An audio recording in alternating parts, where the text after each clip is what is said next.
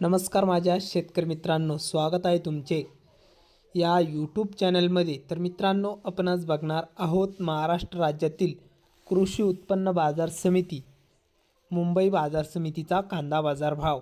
तर मित्रांनो, मुंबई बाजार समितीमध्ये कांदा बाजार भाव कसा निघालाय तो आपल्याला ह्या व्हिडिओमध्ये सविस्तरप्रमाणे बघायला मिळणार आहे।